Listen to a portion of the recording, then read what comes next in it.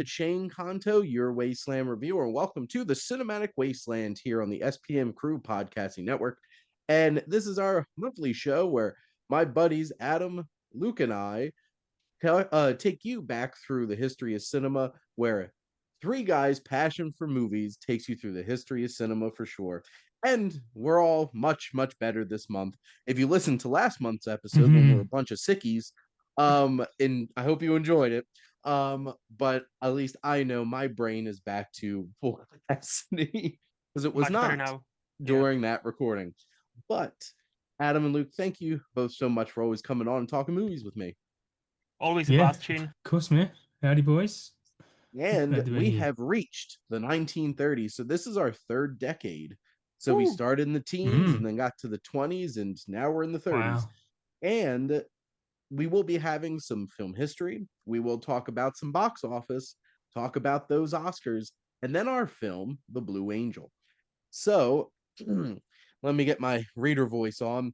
It's time to go through our film history here. So this is just a broad stroke 1930s note. The most popular film genres of film at the time were musicals, gangster movies, newspaper movies, westerns, comedies, melodramas, and horror films. And that just tells me that's most genres. I was gonna say, so So nothing's I changed don't really. know Yeah. what this was trying to say. Add rom-coms, and you're pretty much modern in Hollywood. Well, I guess they If you didn't have replace, no sci-fi, no fantasy. yeah, but if you replace Um, rom-coms with westerns, it's yeah. well, Mhm. I feel like the musicals make sense because now they have sound and they're like, Mhm. Yeah. oh my God, Yeah, hog wild. definitely. We're gonna have a whole bunch of films with music in it. So Mhm. yeah. So I don't know why that was a note. That wasn't very informative. I apologize. Um, Warner Brothers inaugurated the crime gangster film with director uh that's a really weird way to spell Mervyn Leroy's Little Caesar, starring Edward G. Robinson J. As a small-time hood, the first talkie gangster film.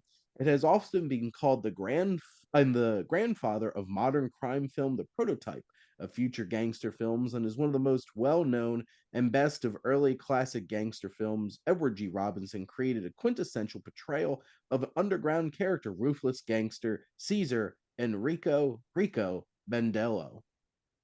You see? Mhm. Is where the gangster film started, you see? Mhm. And we will get a lot of them in an upcoming decade or two.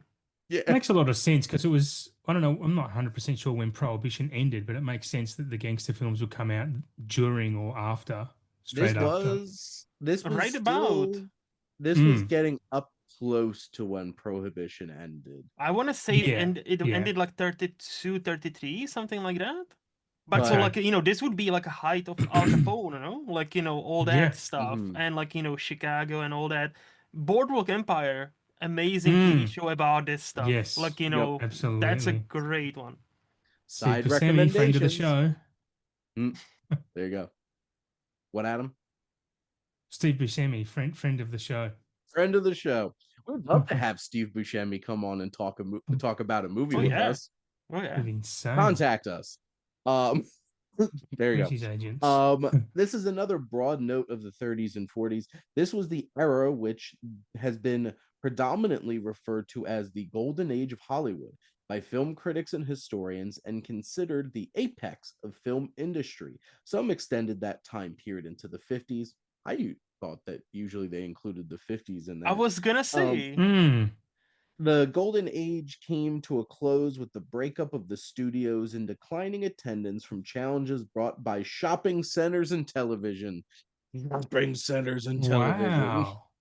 Because I never heard Didn't 30s being referred to as golden age. I always thought it's like 40s, 50s, me especially Yeah. too. 50s. Well, I feel like the Yeah. end of the 30s because, Gone with the Gone, Wind and The yeah, Wizard of Yeah. Oz and like yeah. stuff like Bringing a that. baby. Yeah. Yeah, I wouldn't say like 1930. I feel No. like we're still at least a few years out. At But least it five was or it six. was a Yeah. range. It was not Yes. a exact start date for 1930. So Hmm. Hmm. I guess this website has for like the first year of a decade is just like here's some broad strokes. Well, thank you. Um, uh, Public pressure, mainly from the Catholic Church, a Catholic church, applied further censorship guidelines and clearly outlined what was acceptable and unacceptable in films within the industry. Premarital sex, wow, premarital sex, alcoholism, immoral and criminal activity, among other subjects, led to the establishment and the adoption of the Motion Picture Production Code. As the head of the MPPDA, William Hayes established the new code of decency known in short as the Production Code or Hayes Code. Well, Mm. With all due respect, they also basically banned marital sex as well, because Yep. married people weren't even allowed to be shown in this that they slept in the same bed. It was always separate beds as well. So Yes. oh my especially God, premaritals. how scandalous the Brady Bunch was. Hmm. Yeah, It's like well, they yeah, got in the same bed. yeah. My How grandparents dare had they? different beds, which was because like I grew up with my grandparents. Right. And I lived with them for like 19 years of my life, and they had separate beds. Probably because of the Hays Code. They thought that's what they had to do. This was a this was a requirement. Yeah. We've seen it in movies our entire life, so it must be true. But here's the thing: my mom had 5 siblings, so we know stuff Mm. Hmm. happened. There's Yeah. bed jumping, Imagine if they were in going the on. same bed, they might have had 10. Yep. There you go. You never know. Mm. Um, long before China had their own ways of limiting their population, Hmm. American society started sleeping separate beds. Add that extra effort to try to have to go into one of the other beds. This is the kind of commentary that you get on the Cinematic Wasteland that you get nowhere else talking about movies. Yeah. But Educated and always topical, yes. which yes, which also thinking about this, good thing the Blue Angel was Mm. German and wasn't really out at this point, because there's some shit in this movie that definitely would Yeah. not have flown with the Hays Code. Nope. So No. the Marx Brothers starred in Animal Crackers. It was the second of many classic Marx Brothers films. The first film was The Coconuts, also from Paramount Studios. It was also the last of their films to be taken from one of their stage successes and last to be filmed on the East Coast on Astoria sound stages before they moved on out to Hollywood. So, are either of you big Marx Brothers fans? I've I've only I've seen the seen one. coconuts. I've only seen Duck Soup, the big, Mm. their most famous one, but probably I would imagine. So, but I think we discussed this last episode. I would love to watch more, and I need to watch more because I know Yeah. how impactful they are. Like one of my favorite TV shows, Gilmore Girls. They reference Marx Brothers all the time, and I'm like, Right. I need to. And see, for me, it's always like Karl Marx, like the communist guy. And I'm like, Marx Yeah. Brothers? What? So I'm a big Marx Brothers fan, and I Mhm. actually read the Groucho letters recently, Mm. which is a collection of letters that he wrote to people and then other people wrote to him. Mhm. And it was absolutely hilarious and so worth it. He's also the kind of family member that would give you shit all the time and would be so unserious about everything. He wrote his grandson a letter when he was at camp, being like, well, I hope things are going well at camp. I was like, I hope things are going well at camp. I would know if you wrote me a letter about it. I'm just like, wow, grandpa. He sounds like me. Which one of his friends wrote him a letter and just like, Groucho, I hope all is well. This is my letter in response to the letter you never wrote me asking me how I'm doing. Mhm. It's like, wow, level of friendship here. It's But always like, good to be a bit cheeky. Hey, like I well, respect that. and you know what? One of my favorite lines that he just delivers perfectly is in Duck Soup, where the one's like, "Was there with him until he died." Oh, so it was murder then. Um, it's like, that's like that specific generation of humor that like Rodney Dangerfield would also Mm. make joke. Yeah. Marx Brothers are funny. Hmm. Something very brave and courageous that I just said here, and you should go check out their movies. That's a hot Um, take, yeah. Hot take. That right reminds me of here. that meme. Look, what is Eric Andre show? How would you say something so controversial yet so brave? Brave. Yep. I just did. I'm very proud of it.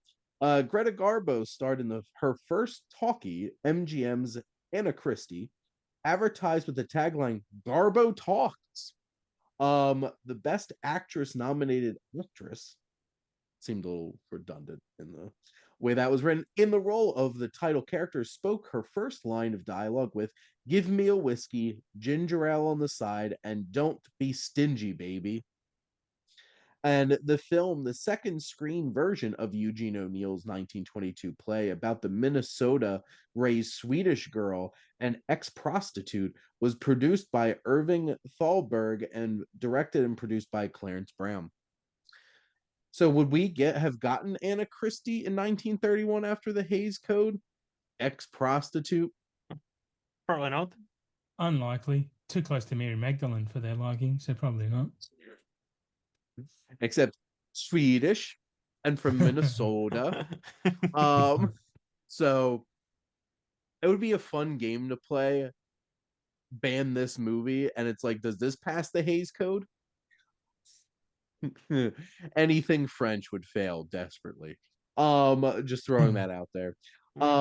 Unknown Berlin, Germany stage review actress Marlene Dietrich starred in her first Joseph von Sternberg film, The Blue Angel, which we will talk about momentarily, playing the role of cabaret singer Lola Lola and performing her signature song, Falling in Love Again, Can't Help It.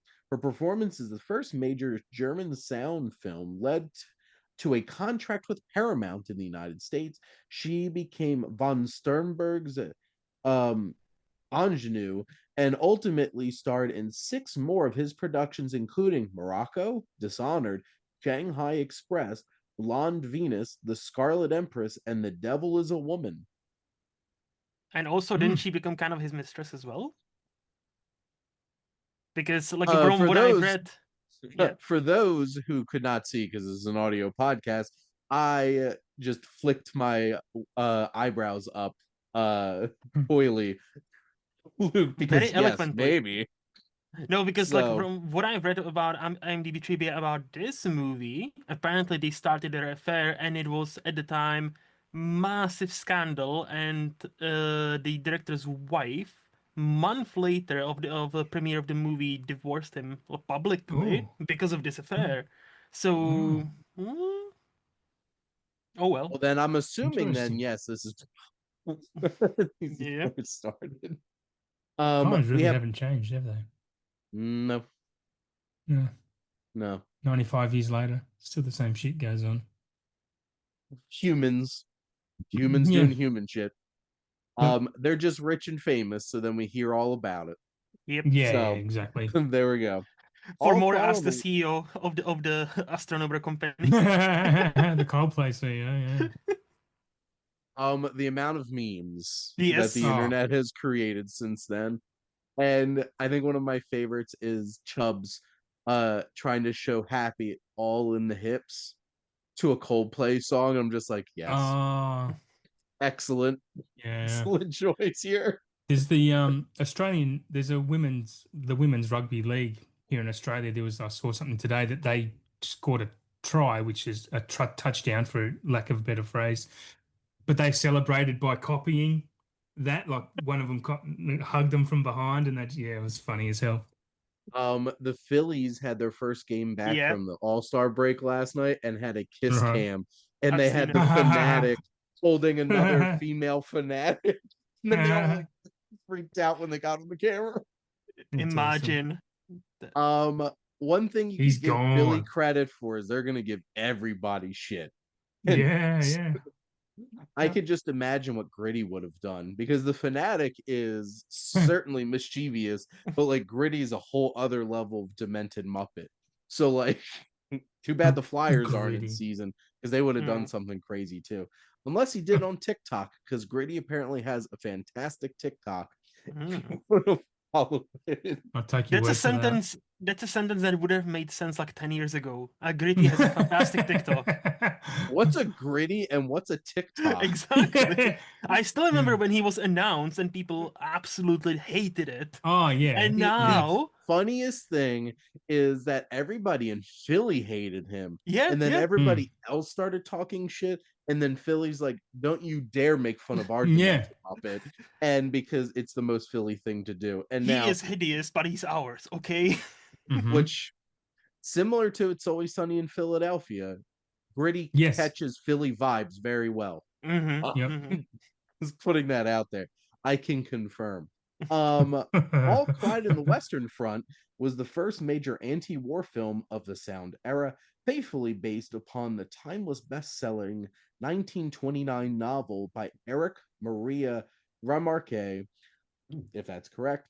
Although it won the Academy Award for Best Picture, it was criticized as being propagandistic and anti-materialistic. Wow, how dare it? Mm. For its perceived anti-German message, it was denounced by the Nazi government in Berlin in the 30s and subsequently banned there. Wow, Mm. it was banned by the Nazis. They must have been doing something right. How dare this Yeah, anti-war movie exactly. be anti-war? Like, honestly, what the fuck? How dare they? By the Uh, way, the book, I've actually read the book in like high school because we had to, but mhm. it's an amazing book. Like a genuinely great book if you haven't read. Like, genuinely great. Hmm.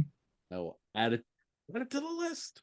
Um, the first feature-length prison film was released, MGM's The Big House, starring Wallace Berry in a breakthrough role following the death of Lon Chaney Sr., who was scheduled to be the main lead in the film.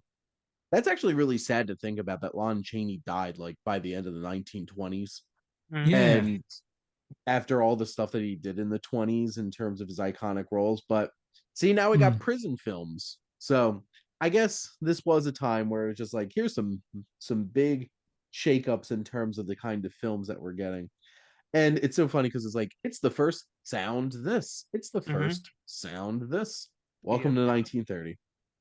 Ex Disney employee Ube Erworks and Erwick Studios' first animated film, Fiddlesticks, featuring a cartoon character of Flip the Frog in the first screen appearance before a series from 1930 to 1933, was the first complete sound cartoon to be shot in two-strip Technicolor.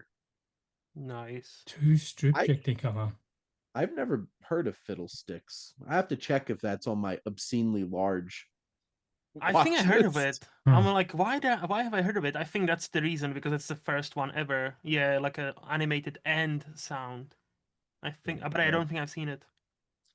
In other animation news, the Mhm. animated Disney character of Pluto was introduced in the Mickey Mouse cartoon The Chain Gang. Ooh. So another uh iconic animated character got his debut. The So are you telling chain me gang. Pluto? I want to see Mickey on a chain gang. That's seems racist. It just feels racist already. Why is this black mouse on the Chain Gang? So are you telling me Pluto is a 95? There you go. Wow. Yeah. Wow. Okay. He That looks was very good for Pluto's Action 95. Comics #1. Yeah. Well, on Disney Plus, they have tons of old Mm. Yeah. Pluto I short love films and Pluto. stuff like that. He's always my Some of the favorite. most fun ones are him versus Chippendale Mm. Mm. because Oh, you know dog versus chipmunks Mhm. yeah. The shenanigans. the Donald Duck and Chippendale ones are great too. Donald just angry about everything. Yeah. Two ex-Disney animators, Hugh Herman and Rudolph Ising, began to make the first cartoons for Warner Bros. They drew the 5-minute pilot film named Bosco the Talk Ink Kid, the first synchronized talking animated short cartoon as opposed to a cartoon with a soundtrack, with a little black boy character named Bosco who actually spoke dialogue. The Bosco pilot film was the impetus for the birth of Warner Brothers Looney Tunes. The black and white sinking in the bathtub with Bosco was in the starring role was the earliest talking Looney Tune originally released April of 1930. I don't know if I want to look up what Bosco No, looks this feels like a like. can of worms, man. This feels like a massive can of worms. This Why? feels like a trap in 19 in Yeah. 2025. You know what's Well, you know I'm smiling Bosco's a because chocolate too, right? So, see, for me, Bosco is one of the most famous drag queens because like ah, I just finished RuPaul Drag Race like All Star season 10, and Bosco is now she man to female trans person, and she did very well this season. I'm like, so when you say Bosco, I'm like, oh, I'm just thinking of this drag queen. isn't Bosco a drinking chocolate because it was also George Costanza's like password for his bank card? There was a whole episode of Seinfeld devoted to it, with Kramer trying to guess his password, and Bosco is like a drinking chocolate, isn't it, Shane? You would know. I It's think that was that made up for the show? Maybe, but I remember that episode. yeah, But I did just look up Bosco the ink talking right. kid. I'm like, "Hmm, Okay. it was it could You're have gonna make been me jokes? it could have been worse. Mm, Actually, what was in my head was worse, mm. but it's still not great. So we're gonna leave it at that. The live action film The King of Jazz included an animated sequence about a safari hunt in darkest Africa. See, now this this Huh. is another one. Let's open the racist By doors. Okay, let's go. um about a safari hunt in darkest Africa by band leader Paul Whiteman. Jesus The fuck. they humorously explained how he became crowned as the king of jazz. Whiteman, the king of jazz. What's this, La Mm. La Land? Yeah, I was Um, gonna say This reads like a it's Monty Ryan Python Gosling. sketch. Yeah. it was created by Walter Lantz, the creator of Woody the Woodpecker. The cartoon was the first two-strip Technicolor animation ever produced with both sound and color, and featured a cameo by Oswald the Lucky Rabbit, the star of Universal Studios animated department led by Lance. So there's a lot to unpack here. Mm-hmm. Yeah. Um, the King of Jazz, A Hunt into the Darkest Africa by Whiteman. There you go. 1930s, what a wild time. But I Mm-hmm. bet that wasn't against the Hayes Code, because I Oh bet no. Oh no, racism was racism not would be against fine. the Hayes Code. Yeah. Um, a prototype of squeaky and baby voice cartoon queen Betty Boop, voiced for most of the 30s by Mae Questel, was introduced in the Fleischer Brothers Bimbo call cartoon entitled Dizzy Dishes, with her appearing as a long-eared puppy dog. Was this Okay. really called Bimbo? And I think There was most no. answer to your question is it's 1930s, so yes. yes. Yeah. After everything else you've said, yeah, it's very believable. Mm-hmm. See, we were going through a whole string of like this is film history, and then this is getting wild. Yeah. Getting wild here. But Betty Culture Boop, history now. obviously a very iconic character. Um, Hmm. pretty sexual of a character for like Yeah, yeah, yeah. that era as well.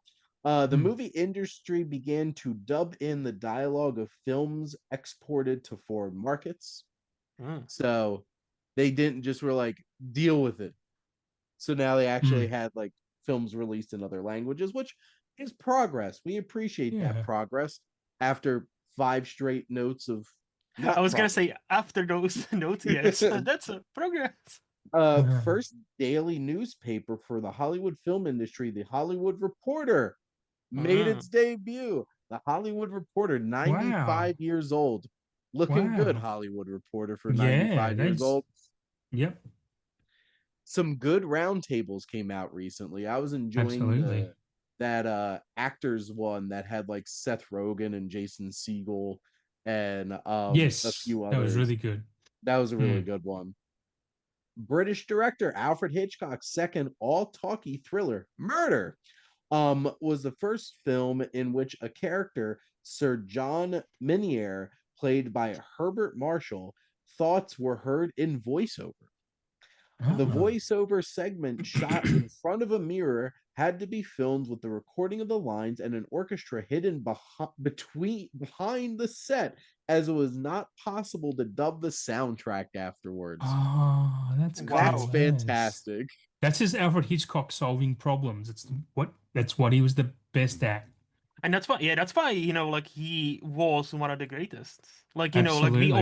we often don't know about this stuff because many people Mm. focus on he was horrible to actors, actors and actresses. Yes, he was, but also he did a lot of this stuff. So it Yeah. something All the someplace in greatest between. directors are the best problem solvers. Like the greatest Hmm. directors are all problem solvers. Spielberg with Jaws is another great Hmm. example. Hmm. So, a couple of shameless plugs here. So, if you do want to learn more about the making of Jaws, you could check out Jaws at 50, a new documentary that released at least here Mm. in the States on Hulu and Disney Plus. Yes. And if you It want is to here go on a too. 60-week journey of Hitchcock, you could head over Mm. to Welcome to the Wasteland on my YouTube channel, which will begin at the very end of August or the very beginning of September. I had to shift the Nice. schedule around slightly because Honey Don't is coming out from Ethan Cohen, and that will be getting Mm. its own episode because if filmmakers I covered before have new films, I will release episodes. And the Coens were my first and still Nice. my favorite. Mm. But yes, I'll be Yeah. taking a deep dive, and these two will certainly be appearing on episodes. Oh yeah. Better Key believe it. thing there is plural. Um, so French director Rene Clair's musical romance Under the Roofs of Paris. I'm not even gonna attempt the French spelling that was written right next to it. Hmm. Was an unexpected musical hit with the groundbreaking use of new technology of sound. It was the director's first sound film. So yeah, we're expanding out those musicals now that we actually have sound. Yeah. Hmm. Hmm. Surprisingly. And we have two more notes here. Man of a Thousand Faces, American character actor Lon Chaney Sr., noted for his portrayal of grotesque and tortured characters, i.e., the frog in The Miracle Man, Quasimodo in The Hunchback of Notre Dame, Eric the Phantom in Phantom of the Opera, Alonzo the Armless in The Unknown, and Professor Echo in The Unholy Three, died at the age of 47 from bronchial lung cancer. Oh wow. Damn. Wow. That's my age. That's a horrible thought. Hmm. Hmm. So, pour one out for Lon Chaney Sr., one of the greatest Mm. character actors of early cinema. And Hmm. we've all seen him. Hmm. Basically, like, if you haven't seen like that original 1925, like what the Phantom looks like, I feel Yeah. like you're not paying attention to a lot of pop culture. But Hmm. he has obviously 100 years later still is in that place Yeah. in pop culture. And uh see, I actually want to get feedback from either of you. How do you pronounce Raoul? Raoul? Raoul. Yeah, Raoul. Raul. Raoul? Yeah, Raul. Yeah. Yeah. Raoul Walsh's Western, The Big Trail, Mm. marked the first film role for Marion Morrison, aka John Wayne. It was shot with That's a right. groundbreaking new film format known as Fox Grandeur, a 70 Mm. millimeter Ooh. widescreen film process developed by the Fox Film Corporation.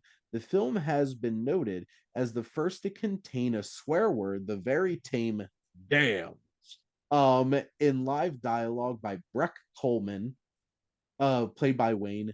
Zeke always told me women were damned funny. There you go.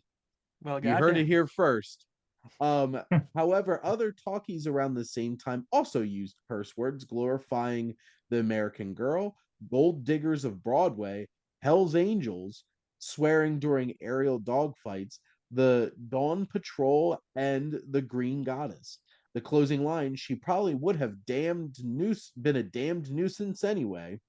Lyle Talbot also said damn in Monogram Pictures' low budget Old House Mystery, The 13th Guest in 1932, one of the earliest uses of the word in major studio film. There you go. Mhm. Damn. Wow. I don't understand how damn is considered a swear word anyway. That always kind of It's a shocked me. religious connotation because, like, being Damn you all damned. to hell. Yeah. Yeah. It's weird that it's a swear word. Anyway. Our Australian co-host enters the chat. I'm like, what are you talking about? Curse words? Swearing. Yeah. Well, that's the thing. It's like, what Even in our defines what's a lifetime, if swear you word anyway? no, but even in our lifetime, if you think about it, like we only have a couple of proper quote unquote swear words because like now like shit is mainstream. Like used to be like shit, oh you couldn't say that. Like now in sitcoms, even like in sitcoms like Abbott Elementary or stuff like that, like Yeah. clean, they actually Yeah. say shit sometimes, not all Right. the time. Called the shit poop. Well, Yeah, the poop. president said the F word, dropped the F bomb in the Oh middle of a yeah, press conference before he got in a helicopter. I he mean, don't say now, I Donald. mean, the F word is So he made it extremely cool. mainstream now. So, no, he hasn't made it cool, but he's made it. If the president is swearing at a press conference, it's kind of made it a bit more allowable as Yeah. something that should be mainstream. You might see Stephen Colbert drop an F bomb on his last show next May because of that fucking prick who got him sacked. Yep. Like Fascists. Donald made so many things acceptable, like grabbing them by the pussy and all that. Like he's always been ahead of that wrong curve. Like Ahead of the curve, he's been ahead of the curve, yeah. but like the wrong Yeah, curve. Okay. absolutely. Yeah. He zigs when everyone's zagging. And that's why people love him, because he tells it like it He is tells it as when it he is. lies Yeah. Yeah, 99% of the time. he would The know, but fact he that he only gets lies votes to the from left. any female is beyond me that any female votes for him. It's Well, it's you could talk to staggering. my mother about that. Um on to box office. It's So we have a our good top segue. 10. Yes, we love segues here on the Cinematic Wasteland. Um, speaking of Donald Trump money, let's Money. go over to our top 10 box office films. At number 10, we have The Dawn Patrol, which made $1,061,000. We have number 9, Son of the Gods, which made $1,069,000. Nice. Nice. The obligatory Um, nice. Song "Oh My Heart" made 1.2 million. At number 7, Min and Bill made 1,223,000. Number 6, Common Clay made 1,246,000. The Big House at number 5, which we talked about, for a quote unquote small film, this did make number 5 at the box office, making $1,279,000. We have Hell's Angels, which made $1.6 million. All Quiet on the Western Front made $1.634 million. Number 2, Check and Double Check made 1,751,000. And number 1, Whoopee, which made $2,655,000. Nice, nice. Pretty close between like a 1 million Yeah. between 10th and first. I mean, Mhm. 1930s money is a lot of money, but But probably I was gonna costs say, a like, nickel it's to not get in, really right? close because, like, if you think about how, like, cinema ticket Yeah, was like 10 cents, inflation. like, for, not even inflation, but like 10 to Yeah, 50. So, probably a like, nickel. like the 200,000 is still like a massive amount of people that had to see the other movie. So, like, Absolutely, yeah. in today's age, like, if you have a movie that earns 50 million and the other one 55, that's fairly close Mm, because, like, the ticket for a cinema, like, now it's so fucking expensive that you're like, oh mm. yeah, that's like only a couple of thousand people extra.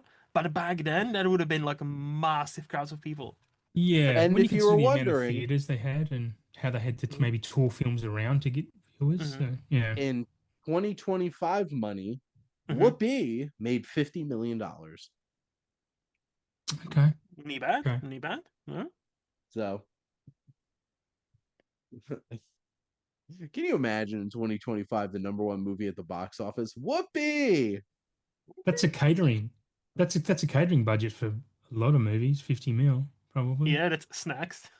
Yeah. That's the Robert Downey Jr. budget. Um, Not even. those Absolutely. Marvel movies.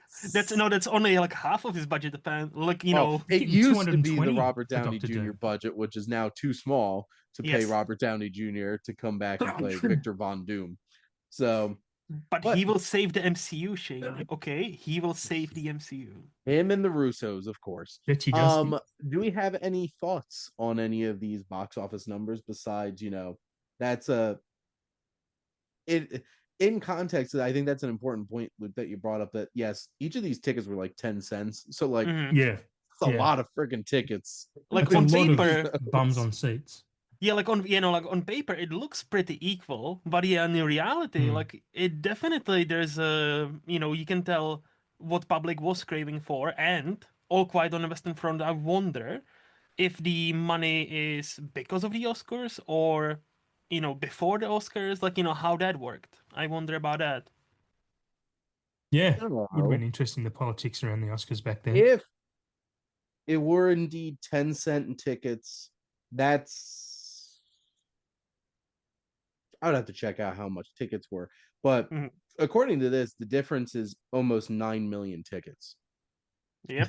Yeah. I just pulled So it, I by the way. mean, I just pulled that number out of my ass, so it could be totally wrong. Okay. it seems right though. It seems close. Hmm. movie ticket prices 1930. 25 cents for a matinee, 40 for an evening show. Okay. Okay. So 15 to 40 cents depending on time of day. So mm, even if we went high end, 40 cents a ticket, my yeah. God, how expensive. It was still 2.2 million Yep. extra tickets, whoopee, Yeah. sold. So That's yeah, insane. that's a lot. Those are Hmm. there's a lot of people going to the movies. Yep. A lot more than now, And if you sadly. look at the connotations of the word whoopee back then, like that's basically sex, right? Making whoopee. So that's Hmm. probably why it got a budget, right? Or why it made a box office. How I'm many just gonna Pre-Hayes Code. how many horny people went to see the Whoopi? Like were disappointed with what they've gotten. Like how many people are like, I want my money back. Okay, I want my 15 cents back. Yeah. I'm just gonna make a gif of me flicking my eyebrows whenever we talk Yep. about something Uh-huh. I'm sorry. sexual. And just like throw that up. The Academy Awards.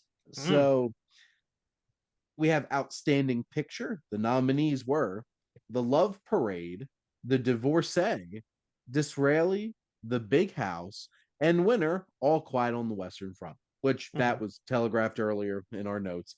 But yeah, so obviously this is a really big film, still an iconic film that has Hmm. stood the Mhm. test of time. So I think the Oscars got it right because I don't think most people know today. So Yep. if any of the other Mm. ones, to be frank. Um, Directing wise, directors nominated were King Vidor for Hallelujah, Ernst Lubitsch for The Love Parade, Robert Leonard for The Divorcee, Clarence Brown for Romance, Clarence Brown for Anna Christie, but winner Lewis Milestone for All Quiet on the Western Front. Hmm. So that was a pretty big winner, winning Best Director and Best Picture. And if you've seen the movie, it definitely deserves it. Like, the movie actually, even by today's standard, is surprisingly well shot. Like, not Yeah, surprisingly, it's but it really is good. well shot, Yeah, well Yeah, it's edited, great. and there are some shots that stay with you. Hmm. absolutely. Writing wise, we have nominees Howard Estabrook for Street of Chance, Meehan for The Divorcee, Julian Josephson for Disraeli, George Abbott, Maxwell Anderson, Dell Andrews, all for On Quiet on the Western Front. But the winner was Francis Marion for The Big House. I have a sinking feeling if going back in time, probably All Quiet probably would have that one too. But Mm-hmm. acting wise, for Best Actor, we have Lawrence Hibbett, The Rogue Song, Ronald Coleman for both Condemned and Bulldog Drummond, Maurice Chevalier for The Big Pond and The Love Parade, Wallace Berry for The Big House, and winner George Arliss, who starred in The Green Goddess and won for Disraeli. So most of the nominees had multiple nominations Yeah. Yeah. because there's like 10 actors in Hollywood Mm. starring in all these movies. And then Best Actress, we had Gloria Swanson from The Trespasser, Mm. Norma Shearer for Their Own Desire, Greta Garbo for both Romance and Anna Christie, Ruth Chatterton for Sarah and Son, Nancy Carroll for The Devil's Holiday, and winner Norma Shearer for The Divorcee. So, just to get both of your perspectives, how many of these movies have either of you seen? Only All Quiet, really. Yeah, same. There you go. Well, we all know which one stood the test of time. Sure. It's All Yes. Quiet on the Western Front. Yes. Yeah. To the point where they remade it and it made and won a bunch of Oscars. So Well, they Mhm. there you remade it a go. couple of times. There was also a 50s version of it, I think, as well. Yeah. Yep. And to wrap up our awards talk, we have our first official, the Cinematic Wasteland Award for Best Picture, where each of us pick our top film from this year. Adam had Up the River because he had two films that he rated both 2 stars. So this one won out by default. Yes. So, Yes. which we talked about on my channel, Welcome to the Wasteland, because this is a John Ford film from my 70 some my 80 weeks of John 80 Ford. something. I Yeah. am undercutting myself. Mm. 80 weeks of John Ford, and this is about what is this about? It's about prisoners. They have a baseball team and it has Humphrey Bogart and Spencer Tracy in it. Yeah. So there we go. Um Luke, you have The Blue Angel, which we'll talk about in just a Yep. moment. And my number one is The Big Trail, that John Wayne starring Western, which it looks like it was made on this impressive like format. Cause I remember watching this, I'm like, wow, this looks really great for 1930 Mhm. and really impressive in that way. But so no consensus here. We each gave a different film this award, but one of those we're going to talk about right now, which is The Blue Angel, which, of course, I forgot one tab on my phone, which was IMDb, to have that up, and I am buying time and clicked on the wrong one, and now it's up. So we Oh, that's have awesome. this film from director Joseph von Sternberg, starring Emil Jannings and Marlene Dietrich. So a couple of pretty big name actors of the time. Marlene Mhm. Dietrich, I feel like becoming a star, Yes. and Mm. Jannings is kind of like in prime tail end of career. We have an elderly professor's ordered life spins dangerously out of control when he falls for a nightclub singer. Mhm. Happens every day, To the right? best of us. So we're gonna go around the horn here, and we're gonna start with Adam. Adam, what are your general thoughts on the Blue Angel? I've got a sneaking suspicion I'm lower on this than both of you. I know I'm lower on it than Luke. Um, Because Letterbox. because Letterboxd and you don't log older films. I look before I say what I think about the film, I am well, when I watch this film, I've learnt that Madeline Kahn's character in The Blazing Saddles was clearly based off Marlene Dietrich. I never 100%. realized that as Mhm. many times as I've seen Blazing Saddles, watching her in this, the accent, even the even the song that Madeline Kahn sings in Blazing Saddles is a direct tune rip-off from her song in The Blue Angel. It was Mm. great. I love that. I love being on the inside of that and figuring that out.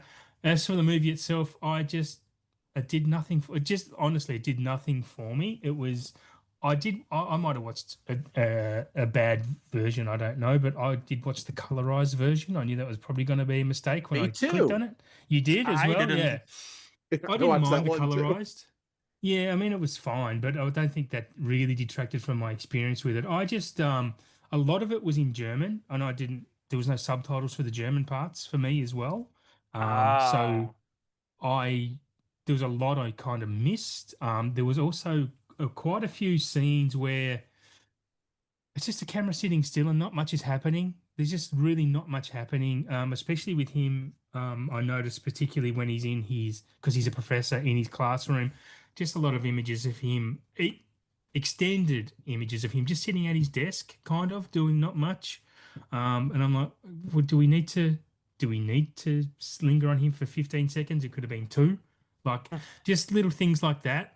You know what I'm like with time, guys. Like I don't like and I'm not going to talk about editing because that's not how editing works. Me and Shane have already discussed that in something else.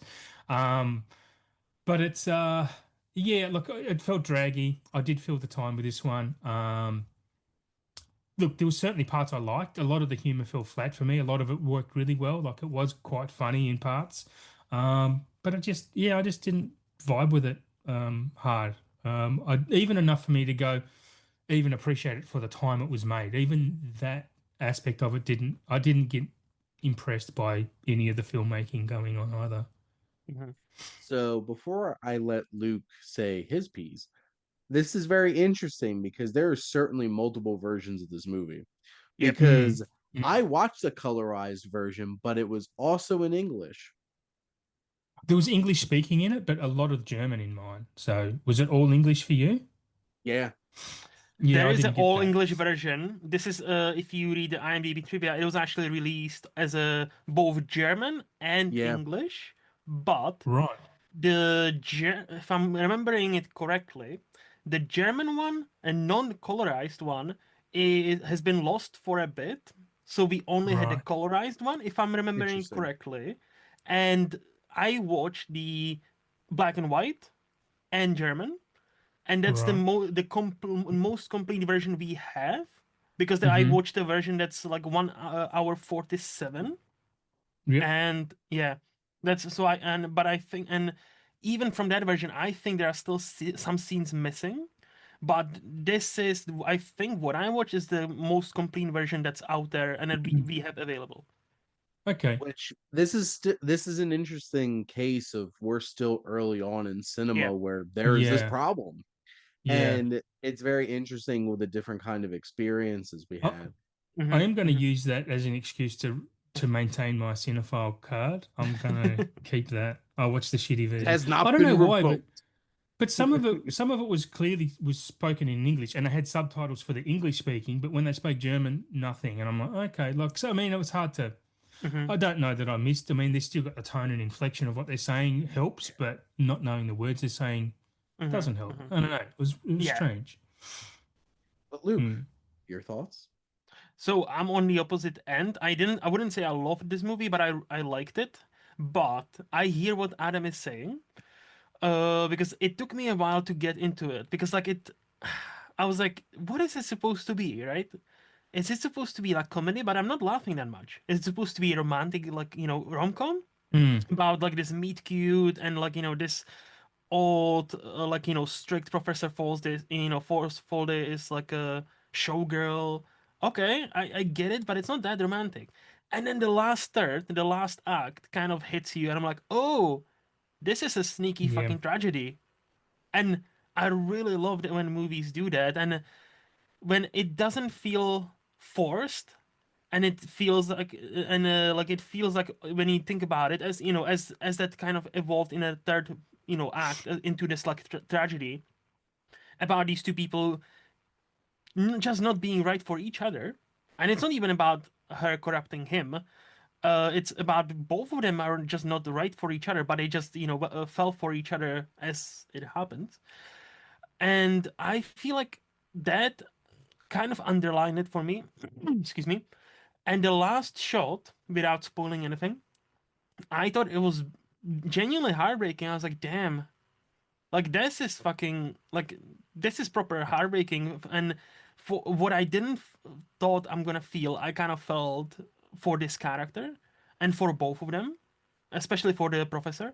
But yeah, so I really like, despite everything, I didn't think I'm gonna like it, but I do actually like it. What about you, Shane? So, like I mentioned, so I've seen 9 films from 1930. This is my number 3, Okay. but that's not saying much. Mm-hmm. It's like a lot of those John Ford movies were not particularly strong that I watched, but Mm-hmm. like I really, really love The Big Trail and Animal Crackers, but like this film, there's inspired moments that I loved, and Mm-hmm. then there were stretches where I'm just like, Yeah. Yeah. I'm a Hmm. little bored. Uh, and it does take a little time to get going because like you're just plopped into this situation where he's a teacher of Mm-hmm. all these obnoxious kids, and it's just like teaching stuff. Like not like it wasn't even like particularly interesting classroom stuff, and you're just like, okay, we get it. He's a professor. Okay. Mm-hmm. Mm-hmm. Um, Yeah. Yeah. then he gets like when you get to the club, and obviously this is on purpose because you have to set up that this man's life is so mundane and just uninteresting to have the juxtaposition for when he shows up to this club and is like, wow, this is something different. This is Yep. so much more lively. I think all of the moments with like Dietrich performing and in this club and stuff like that, it's electric. He's an Mm-hmm. electric presence. Mm-hmm. Um, which I had actually watched a Marlene Dietrich film about a month and a half ago, and when she's talking like this, I'm like, Hmm. wait a minute. Like, Yeah. I've been watching Blazing Saddles since I was a kid. I'm like, Yeah. wait a minute. So Yeah. like, and then watching this, I'm like, wow, this is literally just like Mel Brooks is like, Madeline, Yeah. just do this. And like those moments stand out. And they're meant to stand out. So like those really work. And I'll agree with you, Luke. That final shot, which I think is really inspired, is a heartbreaking shot. Mm-hmm. Because even if you're not the most engaged towards the beginning of the film, you see the spiral of this man's life. Like the Yeah. second half of this film, just like watching him get drug out there like a clown, Mm-hmm. performing, I'm just like sitting there like, oh no. And the bit Yeah. with the eggs and like cracking the eggs on top of his head, and he's supposed to like cock-a-doodle-doo, just do it. Oh, I'll kill you. Just do it. Cock-a-doodle-doo. And then he like breaks down on that stage. That's like the secondhand embarrassment that I'm Yep. just like, I don't want to experience this right now. And like that hits. And I think this film has a lot of strong moments. I think Emil Jannings delivers a worthwhile performance in this Mm-hmm. film. Because if I'm not mistaken, let me just double check something because I want to. Yes, he was the actor from The Last Command, which he was great in that, and I really loved him in that performance. And he's also in Faust, which is a fantastic film from Mm. 1926. So like this is a really talented actor, and I think you can see some of that coming through and shining through. And Dietrich's just electric of like Yes. just a presence in the film. I Yeah. didn't love the film. There's things that I really appreciated about it. And I think von Sternberg found moments that were inspired Mm-hmm. in terms of his direction. Sometimes, like you pointed out, Adam, it's kind of just a little bit more flat and uninteresting. And Mm-hmm. that's the Hmm. hard thing. Like, was he doing that on purpose for those moments in the school? But there's a fine line between, well, it was on purpose. And here's an interesting comparison because one of my Mm-hmm. favorite comedies of all time is Office Space. Mm-hmm. Yes. Yep. And that whole entire thing's supposed to be drab and really Yeah. uncomfortably boring and looking. My Well, brother yeah. hates that movie and cannot appreciate it because it does its job too well. I Okay. feel like to That's a address good your point. Yeah, I feel like to address your point, Shane, I genuinely think it's supposed to be on purpose, right? Yes. But it's supposed to be on purpose for that era. Meaning, obviously now we have movies like Office Space or like many others that, would portray or would show you within 1 minute how mundane everything is.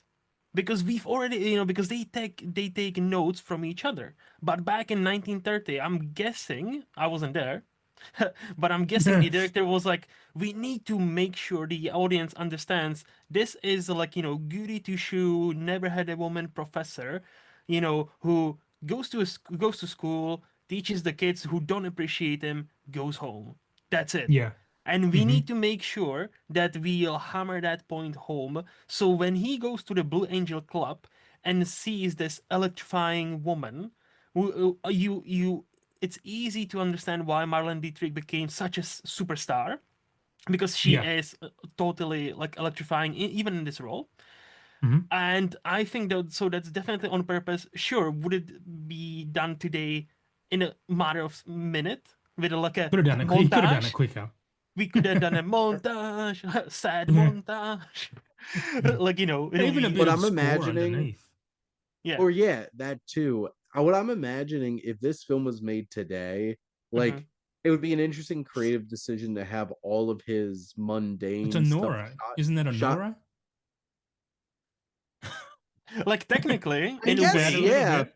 A little bit. It's just, the sad mundane of her life is still It's a like trust fund Russian instead of a professor, I is suppose. But breasts out, strip clubbing.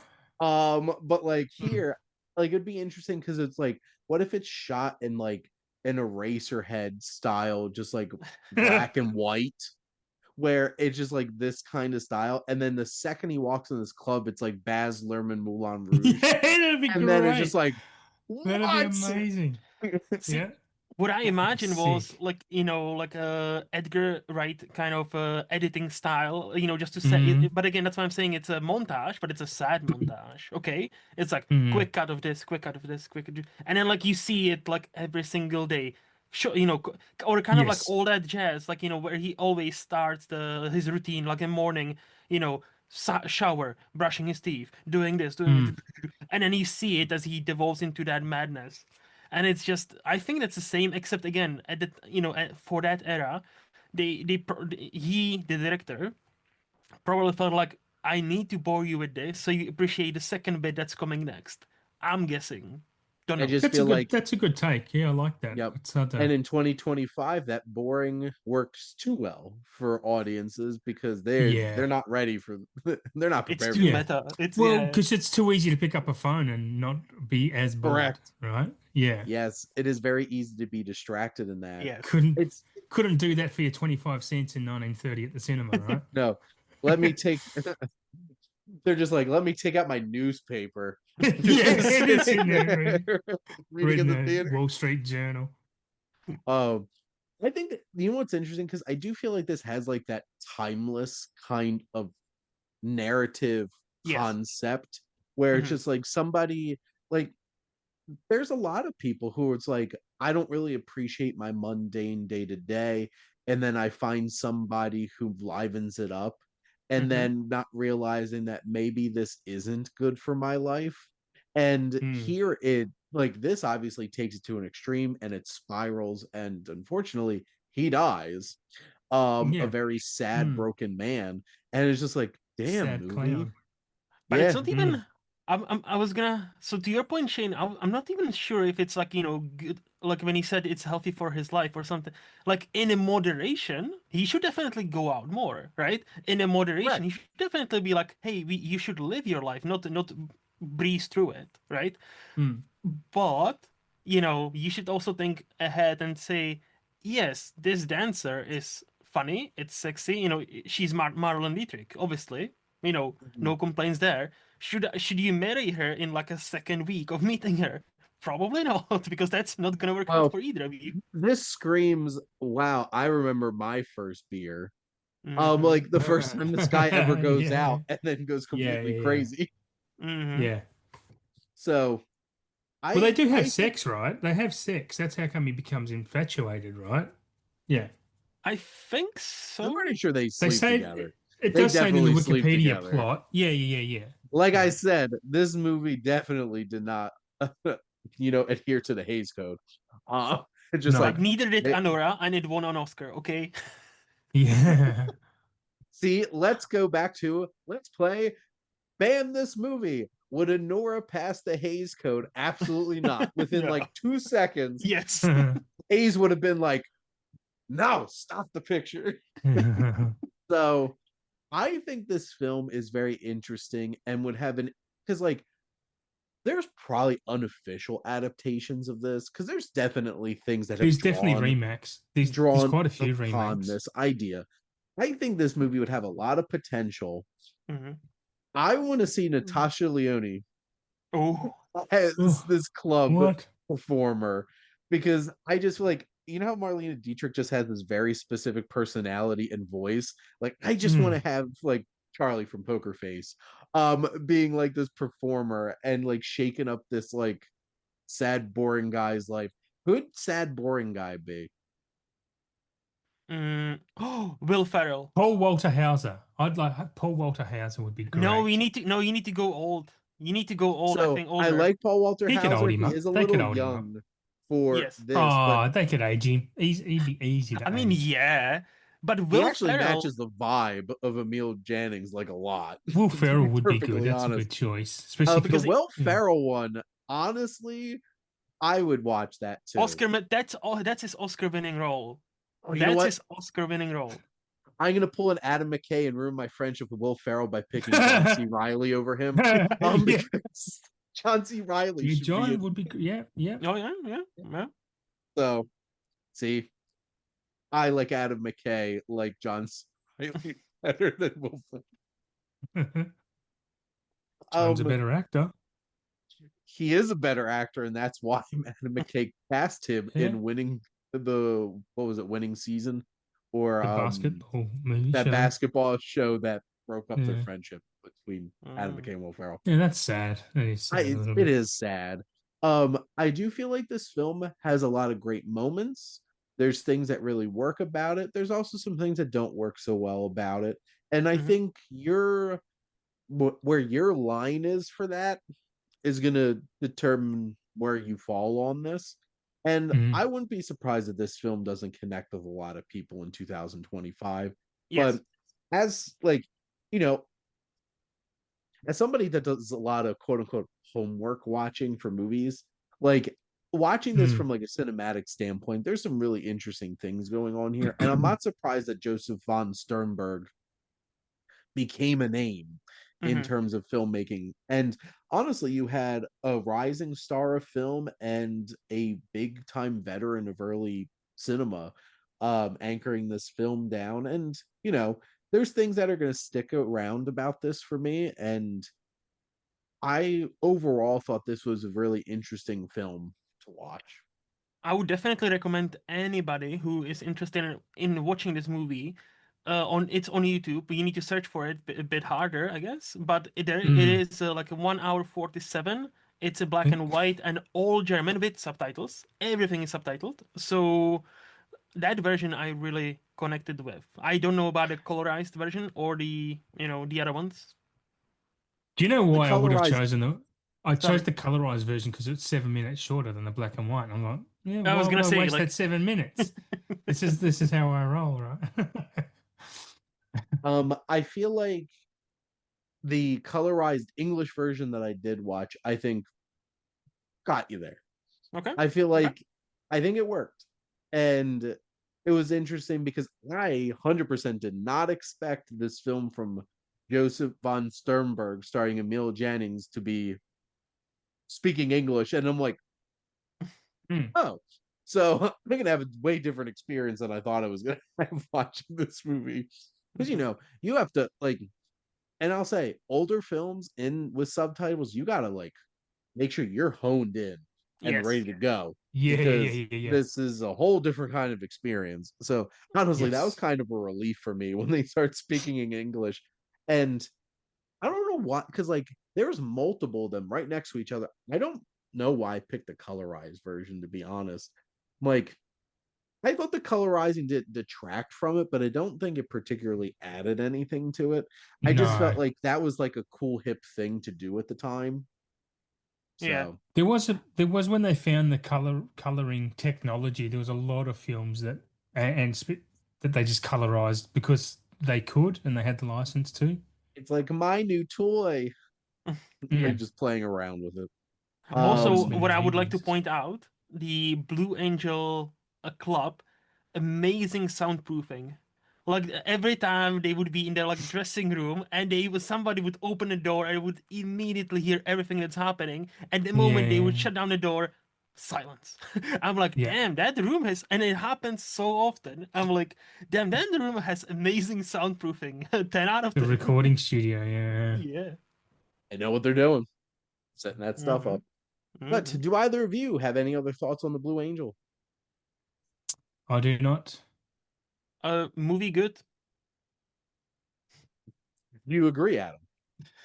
No, I do not. I don't. I don't think it's bad. I just didn't vibe. I just didn't gel with it.